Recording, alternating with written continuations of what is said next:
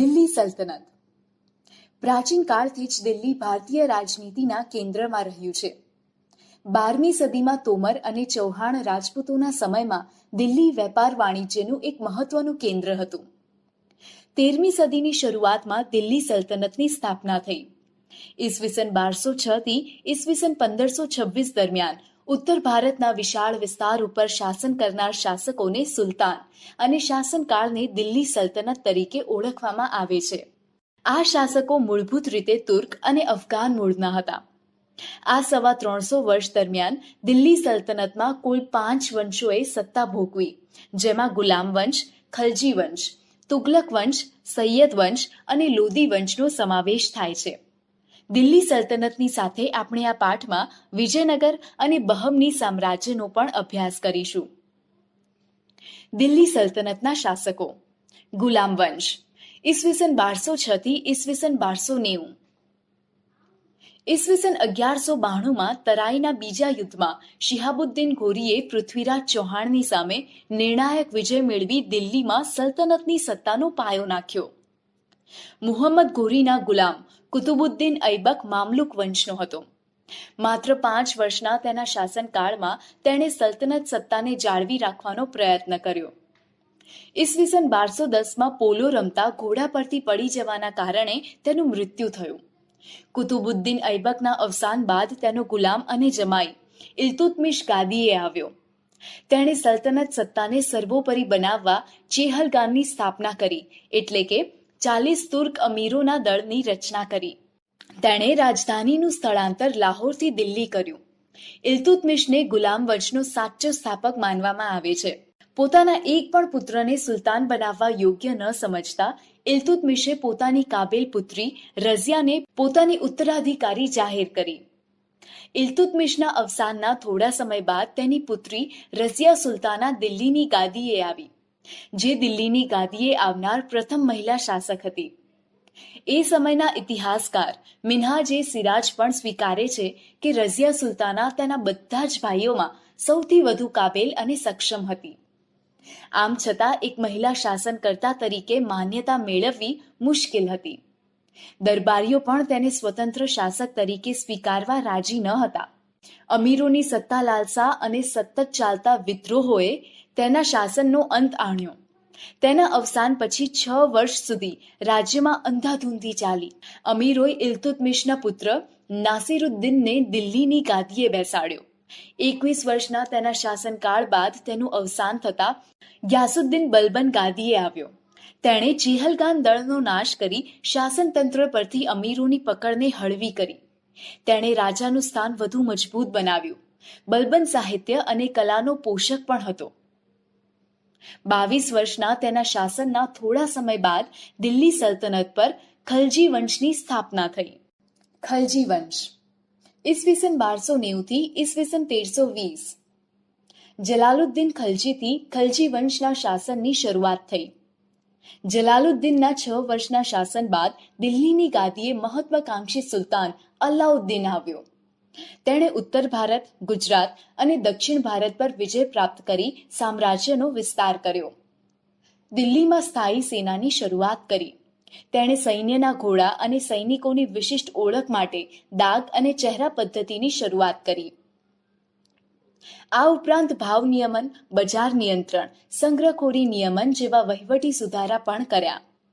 અલાઉદ્દીન ખલજીના અવસાન બાદ રાજ્યમાં અંધાધૂંધીનું વાતાવરણ રહ્યું. ખલજી રાજવંશનો અંત આણી દિલ્હીની ગાદીએથી તુગલક શાસનની શરૂઆત કરનાર ગિયાસુદ્દીન તુગલક હતો.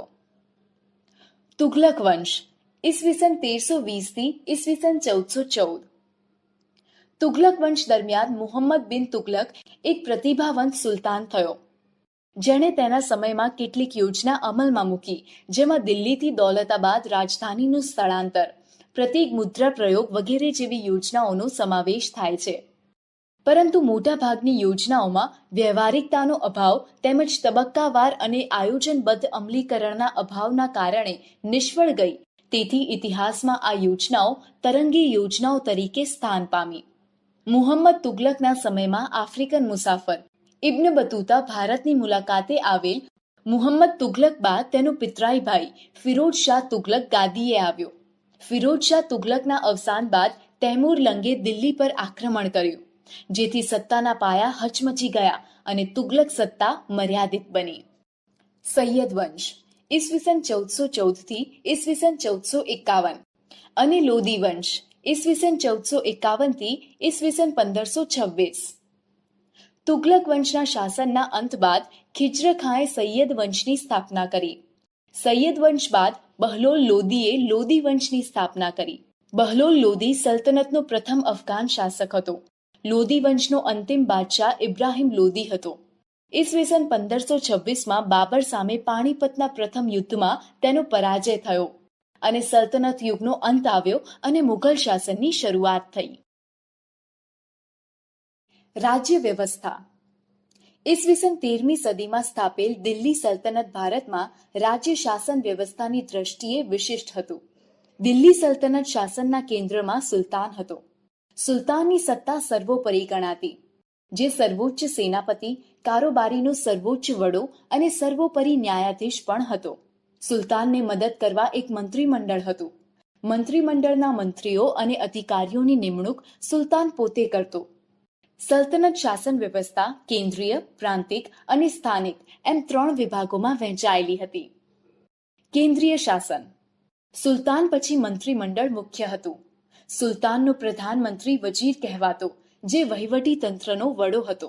આ ઉપરાંત મંત્રીમંડળમાં સેના વિભાગ, પત્ર વ્યવહાર વિભાગ, ધર્મ વિભાગ, વિદેશ વિભાગ, ગુપ્તચર વિભાગ વગેરે વિભાગોનો સમાવેશ થતો.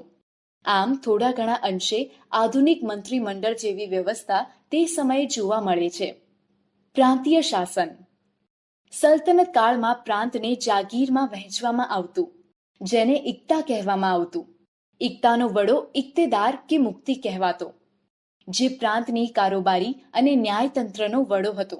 તેનું કાર્ય જમીન મહેસૂલ એકત્ર કરવાનું અને સુલતાનને જરૂર પડે ત્યારે લશ્કરી મદદ કરવાનું રહેતું. જો કે અલાઉદ્દીન ખલજી અને મુહમ્મદ તુગલકના સમયમાં કેન્દ્રીય સેનાને મહત્વ આપી ઇક્તેદારો પર નિયંત્રણ સ્થાપવામાં આવેલ. સ્થાનિક શાસન પ્રાંત પછીના એકમને જિલ્લા અને તાલુકામાં વહેંચવામાં આવતા, જેને અનુક્રમે શેખ અને પરગણા કહેવામાં આવતા. ગામનો વહીવટ મુખી કે મુકદ્દમ કરતો, તેને પરવારી કે કારકુન મદદ કરતા. કિલ્લા અને અન્ય બાંધકામ દિલ્હી સલ્તનતની સ્થાપનાથી ભારતમાં ભારતીય ઇસ્લામિક શૈલીના સ્થાપત્યોના નિર્માણની શરૂઆત થઈ. દિલ્હી સલ્તનત સમયગાળા દરમિયાન કિલ્લાઓ, મસ્જિદો, મકબરા, મકાનો, બગીચા, દરવાજા, મિનારાઓ વગેરે જેવી સ્થાપત્ય કલાની દ્રષ્ટિએ નોંધપાત્ર કૃતિઓ તૈયાર થઈ. કુતુબુદ્દીન ઐબકના સમયમાં દિલ્હીમાં કુવત ઉલ ઇસ્લામ નામની મસ્જિદનું નિર્માણ થયું. ઐબકે બંધાવેલ બીજી મહત્વની ઇમારત કુતુબ મિનાર છે. કુતુબુદ્દીનના સમયમાં તેનો એક જ માળ બાંધી શકાયો. તેના અવસાન બાદ બાકીનું કામ ઇલ્તુત્મિશે પૂર્ણ કરાવ્યું.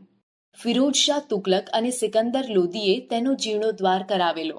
કુતુબુદ્દીન ઐબક નિર્મિત અન્ય એક ઇમારત ઢાઈ દિન કા ઝોપડા નામની મસ્જિદ, જે અજમેરમાં આવેલ છે. ઇલ્તુત્મિશના સમયમાં હૌજે શમ્મી, શમ્મી ઈદગાહ અને જુમ્મા મસ્જિદનો સમાવેશ થાય છે. ખલજી વંશ દરમિયાન અલાઉદ્દીન ખલજીએ બંધાવેલ અલાઈ દરવાજા નામનો પ્રવેશ દ્વાર, સીરી નામનો કિલ્લો અને સીરી નામનું નગર તથા હૌજે ખાસનો સમાવેશ થાય છે. તુગલક શાસન દરમિયાન તુગલકાબાદ, ફિરોઝાબાદ, હિસ્સાર, જૌનપુર, ફિરોઝપુર, ફતેહાબાદ વગેરે નગરો વસાવવામાં આવ્યા. આ સમયગાળા દરમિયાન દિલ્હીમાં અનેક કિલ્લાઓ, મસ્જિદો, તળાવો, મહેલો, સ્નાનાગારો, મકબરાઓ, પુલો, સરાઈઓ, બગીચાઓ વગેરેનું નિર્માણ થયું. સૈયદ અને લોદી વંશ દરમિયાન મકબરાઓ અને મસ્જિદનું નિર્માણ થયું, જેમાં બંદેખાનનો ગુંબજ, બડા ગુંબજ, મોઠની મસ્જિદ અને શિહાબુદ્દીનનો મકબરો મુખ્ય છે. વિજયનગર સામ્રાજ્ય ઈસવીસન 1206 થી ઈસવીસન 1290. તુગલક વંશના નિર્બળ સુલતાનોના સમય દરમિયાન દિલ્હી સલ્તનતના વિઘટનની પ્રક્રિયાનો પ્રારંભ થયો. સૈયદ વંશ અને લોદી વંશ દરમિયાન આ પ્રક્રિયા ઝડપી બની. તૈમૂરના આક્રમણના કારણે પણ સ્થિતિ વધુ વણસી હતી. આ બધી પરિસ્થિતિના કારણે ઉત્તર અને દક્ષિણ ભારતમાં અનેક પ્રદેશો સ્વતંત્ર થયા, જેમાં વિજયનગર, બહમની, માળવા, મેવાડ, બંગાળ, જૌનપુર વગેરેનો સમાવેશ થાય છે. અહીં આપણે વિજયનગર અને બહમની રાજ્ય વિશે થોડી વાત કરીશું. હરિહરાય અને બુક્કારાય નામના બે ભાઈઓએ તુંગભદ્રા નદીના કિનારે પોતાના રાજ્યની રાજધાની બનાવી વિજયનગર સામ્રાજ્યનો પાયો નાખ્યો.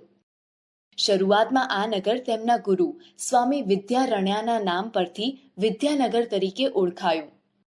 પાછળથી તેમના સમ્રાટોની લશ્કરી સફળતાના કારણે તે વિજયનગર તરીકે ઓળખ પામ્યું. હરિહરાય અને બુક્કારાય સંગમ વંશના રાજા હતા.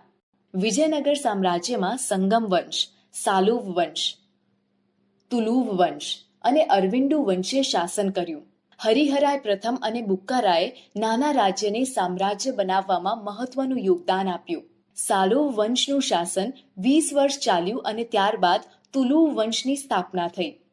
તુલુવ વંશમાં કૃષ્ણદેવરાય જેવો શ્રેષ્ઠ શાસક થયો, જે માત્ર તુલુવ વંશનો જ નહીં, સમગ્ર વિજયનગર સામ્રાજ્યનો સર્વશ્રેષ્ઠ શાસક સાબિત થયો. એટલું જ નહીં, તેને ભારતના એક મહાન શાસક બનવાનું ગૌરવ પણ મળ્યું. તેણે શાસન દરમિયાન અનેક વિજયો હાંસલ કર્યા. કૃષ્ણદેવરાયનું મોટા ભાગનું જીવન યુદ્ધભૂમિ પર પસાર થવા છતાં તેણે વહીવટી તંત્રની ઉપેક્ષા કરી ન હતી. તેણે રાજ્યમાં તળાવો, નહેરો ખોદાવી ખેતીવાડીને સમૃદ્ધ કરી. કેટલાક અયોગ્ય વેરાઓ નાબૂદ કરી પ્રજાનો પ્રેમ મેળવ્યો. વિજયનગરની પાસે નાગલપુર નામનું નગર વસાવ્યું અને તેને અનેકવિધ ઇમારતો અને મંદિરોથી શણગાર્યું. કૃષ્ણદેવરાય પોતે વિદ્વાન હતા. તેમણે સંસ્કૃત અને તેલુગુ ભાષામાં કેટલાક ગ્રંથો લખ્યા હતા. તેના સાહિત્ય કલાના ઉત્તેજનાના કારણે તે આંધ્રના ભોજ તરીકે ઓળખ પામ્યા. કૃષ્ણદેવરાયના અવસાન બાદ વિજયનગરમાં આંતરિક સંઘર્ષ અને કાવતરા શરૂ થયા. 23 જાન્યુઆરી 1565ના તાલીકોટાના યુદ્ધમાં મુસ્લિમ રાજ્યોના બનેલા સંઘની સામે વિજયનગરનો પરાજય થયો. યુદ્ધ બાદ પણ વિજયનગર સામ્રાજ્ય એક સદી સુધી ટકી રહ્યું, પણ પહેલા જેટલી ભવ્યતા પ્રાપ્ત કરી શક્યું નહીં. બહમનીનું રાજ્ય ઈસવીસન 1347 થી ઈસવીસન 1518. તુગલક વંશના સમયમાં જ દખ્ખણમાં ઝફરખાને બહમની રાજ્યની સ્થાપના કરી. આ રાજ્યે લગભગ 1.5 સદી સુધી દક્ષિણ ભારતની રાજનીતિ પર પ્રભાવ પાડ્યો. ઝફરખાને અલ્લાઉદ્દીન બહમન શાહ નામ ધારણ કરી સ્વતંત્ર શાસન કર્યું. તેણે નવા સ્વતંત્ર રાજ્યની રાજધાની ગુલમર્ગને બનાવી પોતાના રાજ્યમાં અનેક પ્રદેશો જોડ્યા. બહમની સામ્રાજ્યમાં અહમદ શાહ અને મુહમ્મદ શાહ ત્રીજાનું શાસન નોંધપાત્ર છે. અહમદ શાહે ગુલમર્ગથી રાજધાની બીડર ખસેડી અને બીડરમાં અનેક ઇમારતો બંધાવી. મુહમ્મદ શાહ ત્રીજાનો વજીર મહમૂદ ગવા હતો. તેણે સક્ષમ વહીવટી તંત્રની રચના કરી. મુહમ્મદ શાહ ત્રીજાના સમયમાં બહમની સત્તા મજબૂત બની હતી, પરંતુ ત્યારબાદ મહમૂદ શાહ બહમની બીજાના સમયમાં રાજ્યની તમામ સત્તા તેના વજીર કાસિમ બરીદના હાથમાં આવી અને તેના સમયમાં જ બહમની સામ્રાજ્યનો અંત આવ્યો. સમગ્ર સામ્રાજ્ય બીજાપુર, અહમદનગર, ગોલકોન્ડા, બીડર અને બરાર જેવા 5 સ્વતંત્ર રાજ્યોમાં વિભક્ત થઈ ગયું. દિલ્હી સલ્તનત શાસનનો અંત. દિલ્હી સલ્તનત શાસનની સ્થાપના ઈસવીસન 1206માં કુતુબુદ્દીન ઐબક દ્વારા થઈ અને 320 વર્ષ પછી ઈસવીસન 1526માં ઇબ્રાહિમ લોદીના શાસનના અંત સાથે તેનો અસ્ત થયો. આ લગભગ 350 વર્ષ દરમિયાન યોગ્ય, શક્તિશાળી અને કેટલીકવાર નિર્બળ સુલતાનો પણ ગાદીએ આવ્યા. દિલ્હીના આ મુસ્લિમ મહારાજ્યે અનેક તડકી છાયડી જોઈ અને ઉદય તેનો અસ્ત, એ ન્યાયે તેનું પતન થયું.